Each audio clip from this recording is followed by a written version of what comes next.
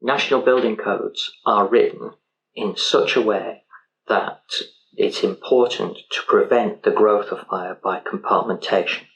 And compartmentation limits the extent that the fire can spread, and therefore allows people to escape, and when the emergency services attend site, to help them to finish out the evacuation and also to fight the fire.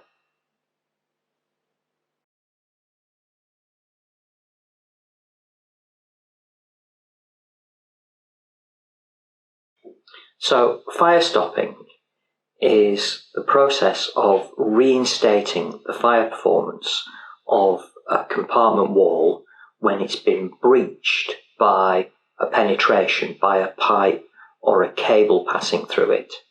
Or it's the process of reinstating a fire performance on the joint between two elements. So between a floor slab and a wall, or between two parts of a floor slab, or head of wall where the wall comes up to meet it. And you've got a performance of fire protection that you need from that wall, and if you pass a pipe through it or a cable through it, you make a big hole. Fire stopping is the process by which somebody would come in and reinstate the fire performance of that division, that wall, that floor, that ceiling.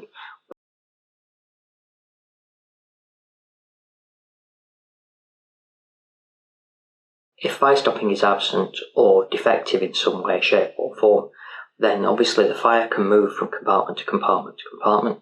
The fire grows, the fire spreads, and this can cause the incident to get much bigger, and it's therefore harder for the fire and rescue service to attend. Ultimately, this can lead to complete and total loss of the building, much greater fire losses, much greater damage, and the actual incident being a far greater incident.